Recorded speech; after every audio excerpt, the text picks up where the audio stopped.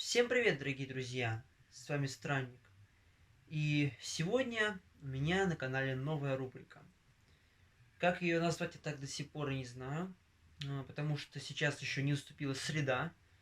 Вот, я вам дал время, в общем-то, до среды, чтобы вы, придумали название этой рубрики. Как рубрика будет называться, я пока не знаю, и поэтому это сейчас пилотный выпуск. Но суть ее такова. Это, по сути, будет обзор и тестирование железа из моего детства. Что ж, сегодня мы соберем довольно-таки неплохой компьютер начала нулевых, времен года 2003-2004, при этом, что он был не самым топовым, вот, что было поинтереснее, естественно, и на него поставим винду. Какую поставим винду, я пока не скажу, но вы, в принципе, догадаетесь в процессе съемки. Также я попробую запустить на нем кое-какие свежие программы, ту же монтажную программу, ту же программу для создания музыки. Ну, короче, разберемся. Все будет по ходу дела.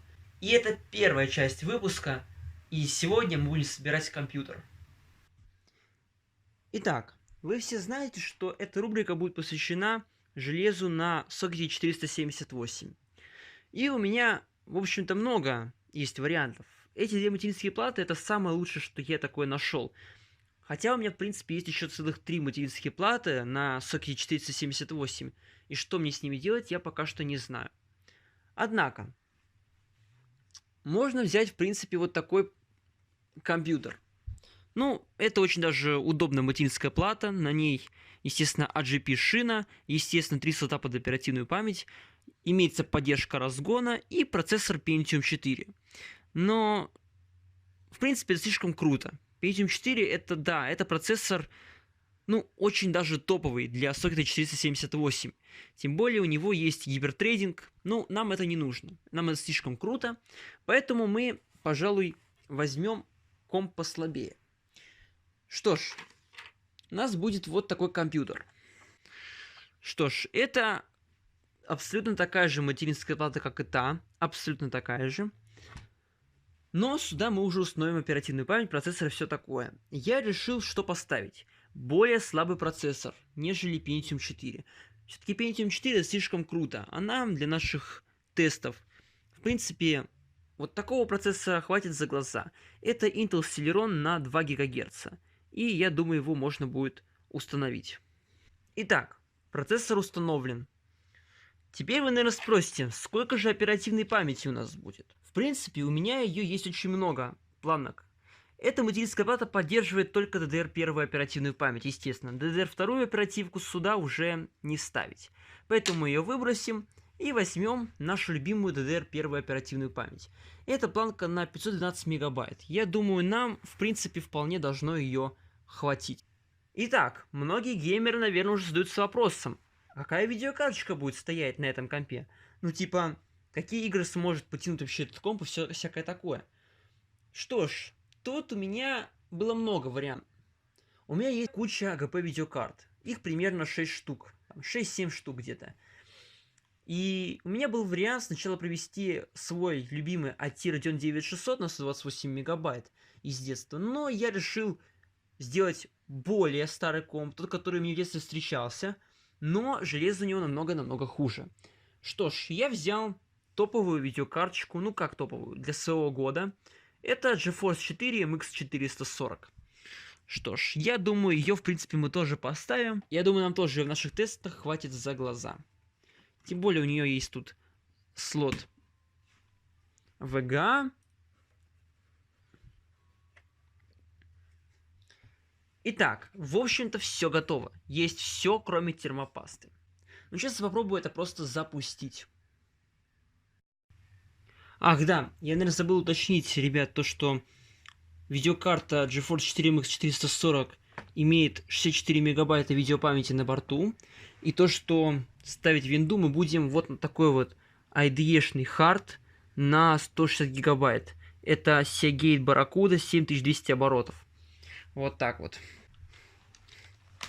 Клавиатура у нас будет более-менее ламповая. Я не знаю, знакомы ли вы с таким понятием, как PS2, но если вы знакомы, то это очень хорошо. Вот такая вот, в общем, у нас будет клавиатура, естественно. И прикол еще в том, что будет абсолютно такая же мышка, тоже PS2-шная, но, к сожалению, не шариковая. Шариковую мышку я с собой не взял сюда. Но, тем не менее. Что ж, сейчас мы соберем. Это будет комп на 478 сокете. Вообще интересно, как он заработает. И заработает ли вообще. Итак, все подключено. Все вроде бы настроено. Итак, все подключено, все настроено, все готово. И нам осталось только запустить компьютер. И да, заветный идет горит, наконец-таки. Это хорошо.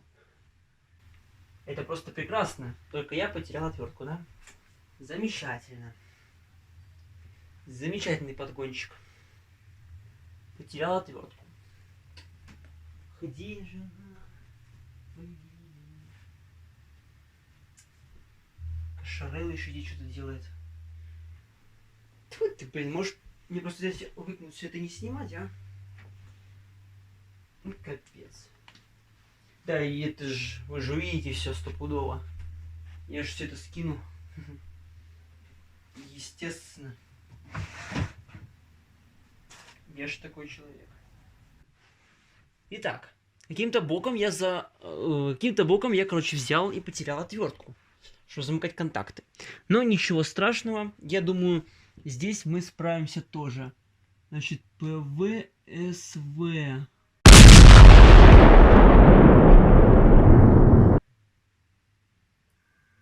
Ура! Так, заработало. Я тем временем успел потерять отвертку куда-то, не пойми куда. И теперь приходится замыкать контакты ножиком. Тем не менее, что у нас происходит? В BIOS отображается то, что в этой видеокарте только 4 мегабайта оперативной памяти, а не 64. Но ничего страшного, материнка работает. Однако видеокарта очень жестко выдает какие-то дурацкие артефакты. Я не знаю, с чем это связано. Но, по крайней мере, все остальное поделилось. Что ж, видимо, мне придется брать другую видеокарточку. Какая у меня есть замена этому? Вы, наверное, спросите. А хотите угорнуть? Просто сейчас невозможно угар. Я, короче, взял и забыл подключить дополнительное питание для процессора. И давайте все вместе. При этом материнка запустилась. Однако возникает ошибка. И читается только 4 мегабайта видеопамяти. А ну-ка попробуем еще запустить. Что это за хрень такая? Ну-ка. Сейчас попробуем. Так, ПВ. Не, это реально прикол. Я забыл подключить дополнительное питание. Ну, уже голова вечером не соображает. И я, короче, забыл подключить дополнительное питание. И, по-моему, я еще и видеокарточку убил. Ну-ка, давайте-ка проверим. Я не буду сдаваться просто так. Вот. Нет, все равно те же самые артефакты, но я не знаю, каким боком. У меня тогда работало все и без доп. Питания. Каким это боком вообще? Непонятно. Давайте-то так. Раз у нас видеокарточка испорчена, давайте-ка исправим все это и попробуем заменить видеокарту. Потому что мне кажется, что проблема все-таки в видеокарте. Какая видеокарточка может пойти на замену? Ну, давайте я вам покажу. Сейчас. Значит, смотрите. На замену у меня есть только видеокарточка вот такая вот. Эта видеокарточка помощнее той. И она уже на 128 мегабайт видеопамяти. Давайте-ка попробуем сейчас вставить ее. И уже посмотрим, как дела пойдут. Сейчас я возьму, поставлю эту видеокарту. Да, как видите, не все с первого раза получается. Вообще не все. Но, тем не менее, изображение-то я получил же. Тем более, эта видеокарточка поддерживает даже не такое изображение, а более крутое. Однако надо вспомнить, что, по-моему, я на этой видеокарте что-то такое сделал. А, я открутил хрень одну. Ну, неважно, VGA будет отходить, но не сильно. Все нормально. Думаю, будет нормально все сейчас. Запускаем. Ну как матинка запустилась без доп. Питания? Это вообще очень странно. Я аж офигел. Неужели раньше так можно было? Видимо, селероны, вот эти вот слабенькие, еще могли запускаться без доп. Питания. Но это, конечно, жесть. Я вам скажу, это просто жесть. Итак, давайте опять PVSV. Запускаем наш комп. Смотрим, что здесь будет. Опа-на!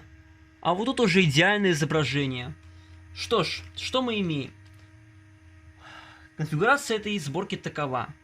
Процессор Intel Celeron D на 2 ГГц.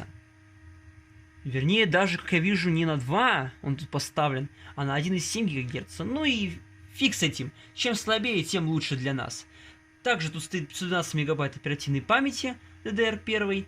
И видеокарточка ноунеймовская какая-то. Сейчас я даже прочитаю название, может быть. Но она, короче, на V9400 XTD 128M1A. Made in China. Ну, короче, китайская видеокарта. Короче, китайские видеокарты реально рулят. А не то, что это хрень. Хотя... Тут тоже написано «Сделано в Китае». Ну, ладно. Видимо, это такой прикольчик жесткий. Но, как мы видим, эта видеокарточка уже артефачит. Видимо, конденсаторы потеряли свой ESR. И теперь такая хрень. Ну, неважно. Зато теперь у нас все работает. Так, хардвер-монитор. Какая тут температура процессора, мне интересно. 47 градусов. Да. Но ничего страшного. И не такое переживали. Значит, не будем разгонять. Что ж, на этом видео все заканчивается. Всем спасибо за просмотр, всем удачи и всем пока.